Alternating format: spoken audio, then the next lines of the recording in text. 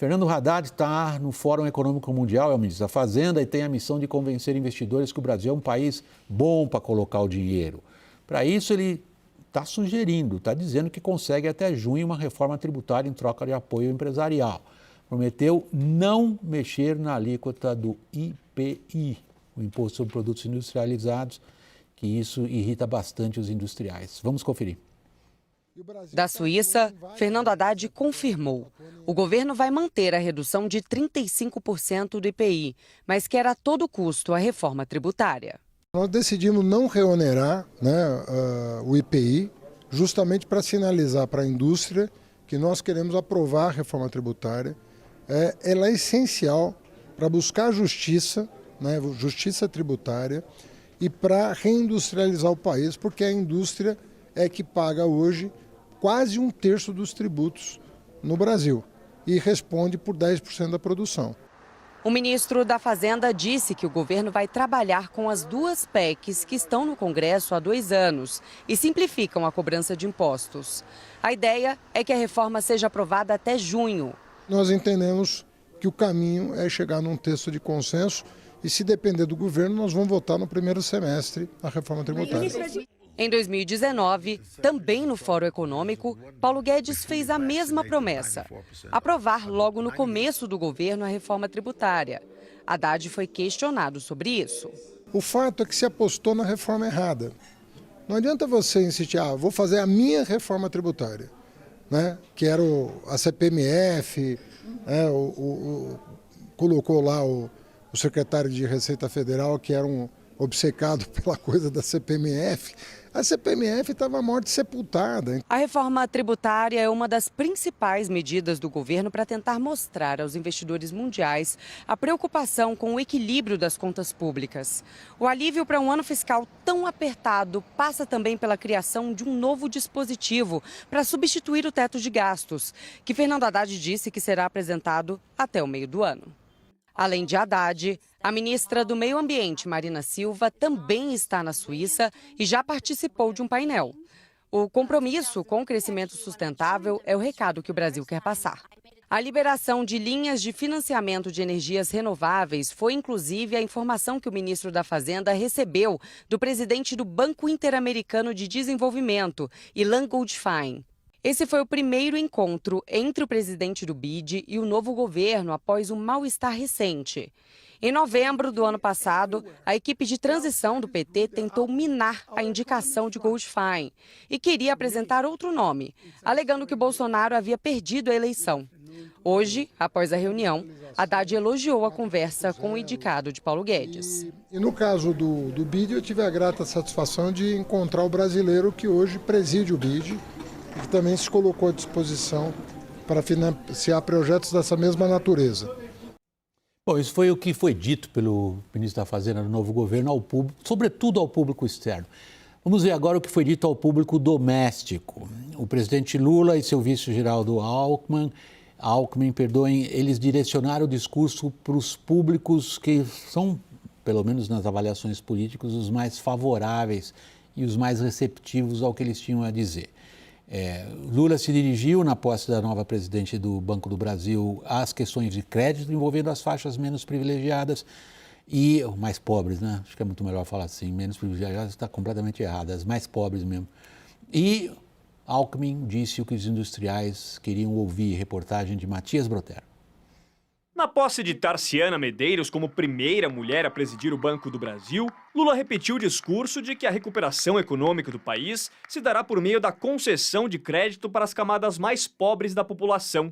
O presidente disse contar com o apoio do banco para isso. Quero que a gente seja o campeão de crédito consignado e eu quero mostrar para vocês uma coisa que eu dizia em 2003 e vou dizer agora. O pobre nesse país não é o problema. Ele é a solução na medida que ele é incluído na economia. E nós vamos outra vez incluir o povo pobre na economia e queremos que o Banco do Brasil cumpra com a sua parte. O vice-presidente da República e ministro do Desenvolvimento, Indústria, Comércio e Serviços, Geraldo Alckmin, se reuniu nesta segunda-feira aqui na Fiesp com representantes do setor industrial e afirmou que o governo não vai voltar atrás na redução do IPI. o imposto sobre produtos industrializados. Aliás, de acordo com ele, uma das metas do executivo é acabar de vez com o tributo. Para isso ser alcançado, segundo Alckmin, é necessária a aprovação da reforma tributária no Congresso Nacional. Tinha uma possibilidade de ser cancelado a redução de 35% do IPI. E nós conseguimos retirar isso, não ser incorporado à proposta,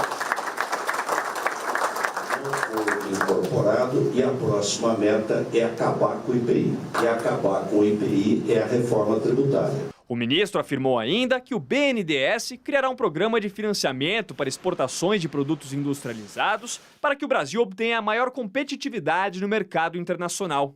A China ocupou o espaço do Brasil por várias razões, mas uma delas é financiar o importador. O BNDES veio para o MIDIC, nós estamos defendendo um programa para financiar as exportações.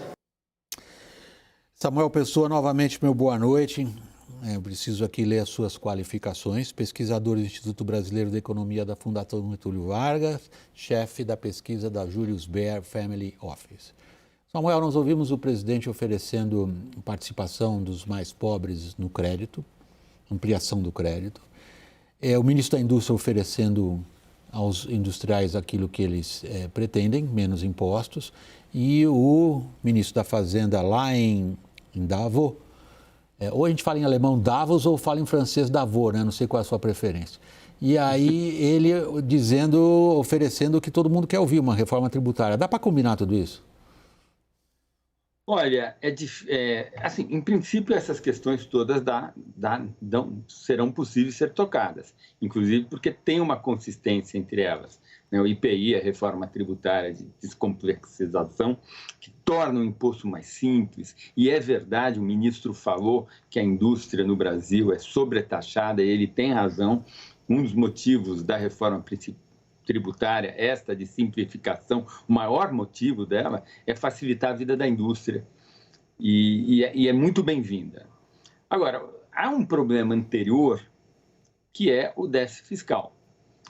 A impressão que eu tenho é que o Lula 3, neste aspecto, ele está começando de uma maneira parecida com o FHC 1. Ou seja, inicia o governo com um déficit fiscal, deixa isso meio de lado e faz umas reformas que aumentem a eficiência de funcionamento da economia, com a expectativa de que esse ganho de eficiência vai gerar também o ganho de arrecadação lá na frente. A gente sabe que isso não funciona, né?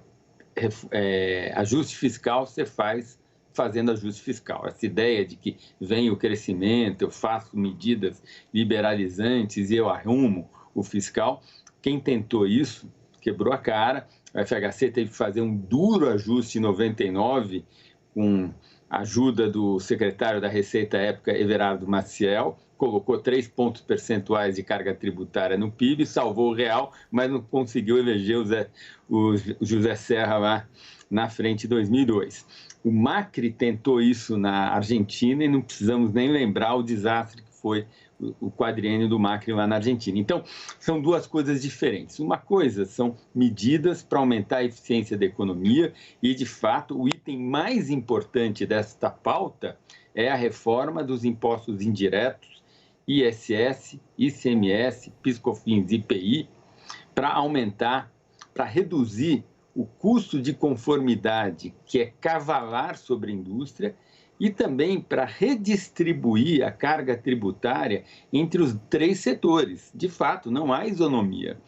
Serviços e agropecuária são menos tributados do que a indústria de transformação. Isso tem que mudar, né? Agora, tem uma outra pauta, que é a pauta da agenda, que é a agenda fiscal. Samuel. Fale. Não, é porque um bocado de coisa em cima da mesa. Nós vamos entrar nos outros pontos que você está mencionando também. Eu vou focar neste momento na questão que você considerou também a mais importante agora, no curtíssimo prazo, que é da reforma tributária. E aproveitar aqui a presença do Caio e do Felipe para a gente examinar as condições políticas que permitam a gente ter, desta vez, confiança de que o governo que começa vai trazer o que ele promete. Como foi mencionado, todos os governos começaram prometendo, no mínimo, a simplificação de impostos. Nós continuamos discutindo isso. Agora vai. Então, William, deixa eu só vai lá, é roda, pode falar, manda ver. A política, eu compartilhar com os espectadores quais são as dificuldades políticas desse problema. Ok, nós todos aqui vamos aprender primeiro contigo, depois a gente manda ver. Vamos lá. O problema é assim, uma boa parte dos incentivos da Zona Franca de Manaus vem do IPI. Se a gente unificar os impostos indiretos, a Zona Franca de Manaus ela praticamente se inviabiliza. Essa é uma restrição. Uma segunda restrição, que já foi muito maior, acho que hoje é menor, é porque essa reforma, como ela coloca os impostos sendo o fato gerador no consumo e não na origem, na produção, você acaba com a guerra fiscal. Aquele expediente que os governadores sempre gostam de fazer, de reduzir o seu imposto para atrair negócios para o seu estado. Essa é uma segunda restrição. E aí os estados mais pobres demandam alguma contrapartida de desenvolvimento regional para compensar isso. E, finalmente, tem um problema do gás lá em Mato Grosso do Sul, que eu acho que é mais pontual, é mais fácil ser tratado. Me parece que essas são as maiores restrições. Passo aí para o pessoal da política. Aqui, eles estão ouvindo, e acho que se puder resumir em uma rápida manchete, o problema da reforma tributária é o Pacto Federativo. Vamos lá, Caio, vai dessa vez? Eu apostaria que sim. Eu vejo que todos os governos no primeiro ano tentaram emplacar uma reforma. A reforma tributária ela foi sobrando. Se a gente pegar o Lula 1, reforma da Previdência também. Bolsonaro, reforma da Previdência primeiro ano. Governo Temer, que se vende e de fato avançou com algumas reformas, reforma trabalhista, reforma do ensino médio, reforma da âncora fiscal com teto de gastos. Se pegarmos... então, todo governo, ele chega... Só que a tributária nos governos anteriores não foi prioritária. Agora é. Agora é porque também foi a que sobrou. Teria a administrativa, mas a administrativa, ideologicamente, este governo é contrário. Então, ela por osmose, vamos dizer assim, ela acaba, por inércia, ela acaba sendo a reforma que sobra. A reforma que sobrou. Por exclusão, digamos. Sim, porque os outros avançaram. E mesmo as reformas do Bolsonaro, tirando a da Previdência, depois tiveram ali uma série de micro-reformas, né? Marco do saneamento, autonomia do Banco Central. Então, consequentemente, ela acaba a reforma tributária e ela está no jeito. Né? Ela tem a PEC 45 ali, que é o que o governo vai focar, que está na Câmara, pronta para ser votada. Alguma coisa da PEC 110 que está no Senado vai ser absorvida por ela. Tem Bernardo Api, tem sinal mais claro do que isso, né? Bernardo Api, que está cuidando disso, é especialista, talvez dos principais do Brasil, sobre esse assunto. Então, te diria que sim. Agora, pode ser que não, né, William? Mas eu apostaria que sim. Eu apostaria que sim. Eu acho que um bocado dos agentes da economia, que são todos aqueles que tomam decisões de investimento, como aqueles que tomam decisões de poupança, aqueles que querem empregar ou aqueles que querem um emprego, os chamados agentes do mercado, estão todos ouvindo o que a gente tem a dizer da chance da aprovação.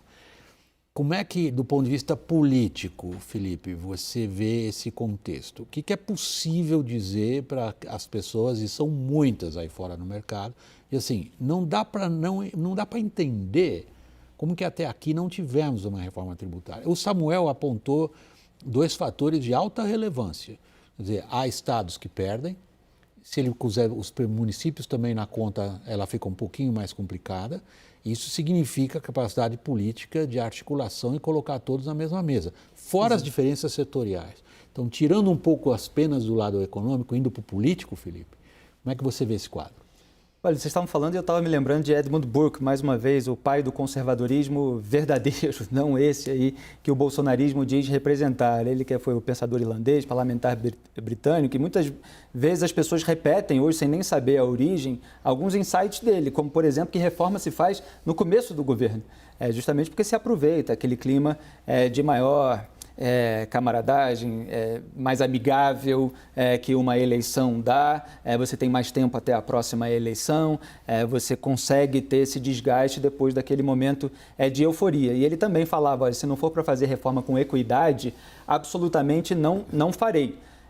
Então o próprio Samuel citou aí a questão dessa luta entre indústria e serviços, por exemplo. A reforma do ICMS ela desonera a indústria e onera os serviços. Os serviços podem reclamar também, mas eventualmente com uma concessão ou outra isso pode passar, porque é uma discussão que já vem sendo travada há muito tempo, e eu concordo plenamente com o Caio, é a reforma que sobrou por exclusão. A administrativa, o PT tem as suas críticas por questões ideológicas e por questões que outros setores políticos também têm ressalvas, porque eventualmente poderia diminuir as sinecuras do Estado e muitos querem. A reforma da Previdência, engatilhada ali no governo Michel Temer, foi aprovada logo no começo do governo de Jair Bolsonaro, porque estava bastante pronta. Agora, você tem maior possibilidade de aprovar uma reforma tributária dos impostos sobre consumo, né? Essa já está mais adiantada, e o Fernando Haddad falou que iria dividir. Aquelas do imposto sobre renda, IR, imposto sobre grande fortuna, dividendo, essas parece que há mais complicações. Como outras pautas mais ideológicas também não devem ser colocadas em discussão depois de uma corrida eleitoral tão acirrada, eu vejo muitas possibilidades de a reforma tributária dividida dessa maneira, com aquilo que é mais consensual sendo pautado, que ela seja aprovada sim. Vai ter embates, pode demorar um pouquinho mais, mas deveria ser pautada já nesse primeiro ano. Samuel, ao ouvir o que todos nós ouvimos hoje, tanto lá em Davos quanto aqui do lado, aqui na frente, na verdade, na sede da Fiesp, pelo Haddad e pelo Alckmin, você consegue identificar uma ponta de lança nessa proposta da reforma tributária? É a indústria? Sim, essa reforma tributária ela vai facilitar muito fazer negócio no país. Todo mundo vai ganhar. Os serviços vão ganhar, a agropecuária vai ganhar, todo mundo vai ganhar. Porque fazer negócio no Brasil hoje é uma loucura.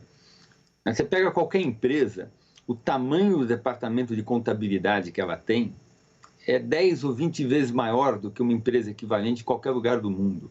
A quantidade de judicialização que a gente tem e o gasto que as empresas têm e que a União e os estados acabam tendo com advogados por questões, porque a lei é muito complexa. E essa complexidade enseja corrupção, sonegação e enseja litígio.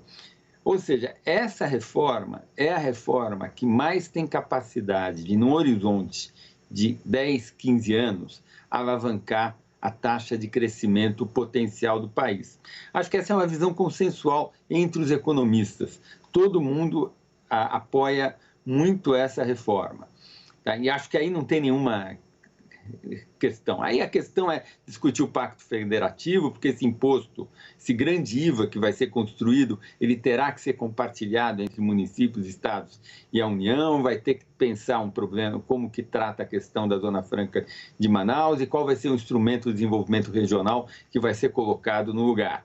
Mas eu acho que isso já se pensou solução para todos esses temas, foi muito amadurecido, porque a gente tem que lembrar que Rodrigo Maia foi presidente da Câmara em 19 e 20, né? Ele insistiu muito nessa pauta. A PEC 45 foi aprovada na Comissão de Constituição e Justiça na Câmara, então já tem um primeiro passo lá. É uma questão de discutir, melhorar o texto e aprovar. Certamente a indústria vai ser muito favorecida, e aí tem uma vantagem, tem um bônus que vai vir. A gente vai poder tocar a agenda de abertura da economia, porque a indústria barra essa agenda, e o argumento da indústria é que ela é muito prejudicada. Podemos discutir a maneira como a indústria trata, mas eu acho que se a gente tirar esse bode na sala imenso, que não é um bode, porque é um custo real mesmo para a indústria, e a gente trouxer mais isonomia na tributação dos diversos setores, vai ser mais fácil a gente aprovar uma agenda importantíssima para a produtividade do país, que é a abertura da economia.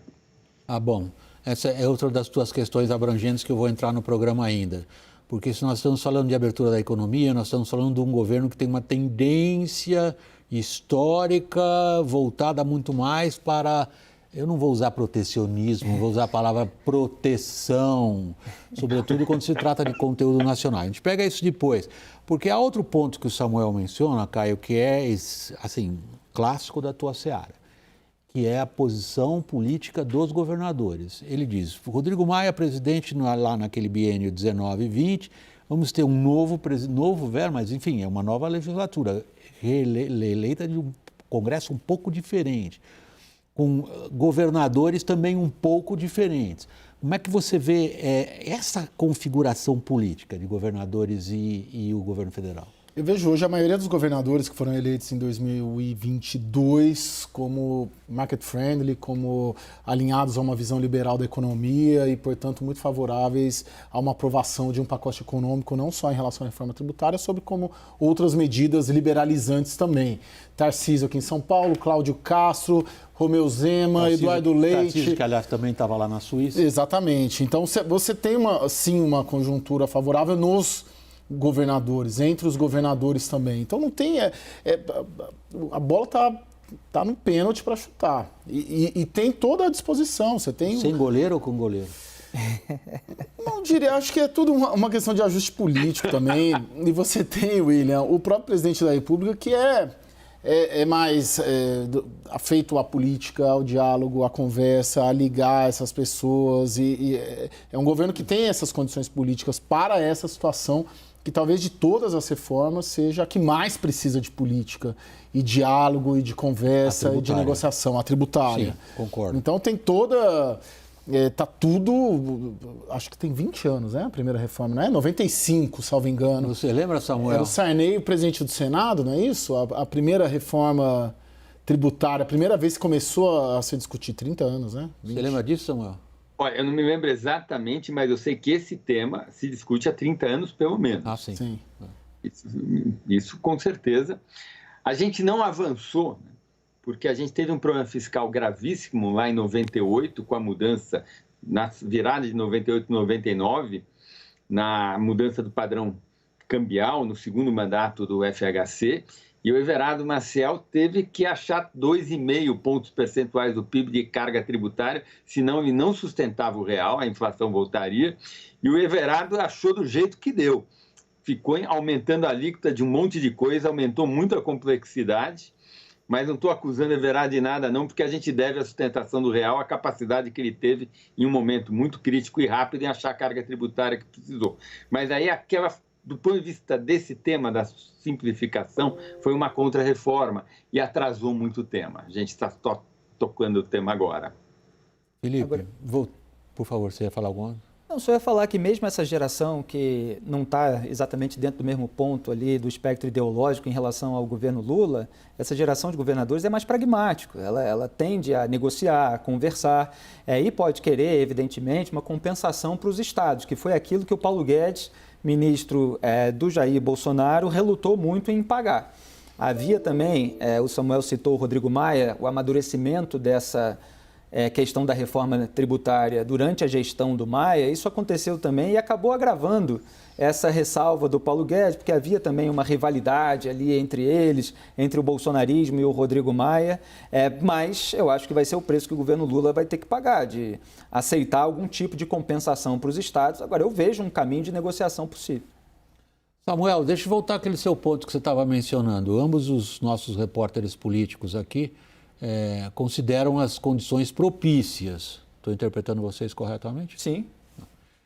Porém, como é que ficam os instintos de proteção, entre aspas, diante daquilo que sempre foi nosso dilema?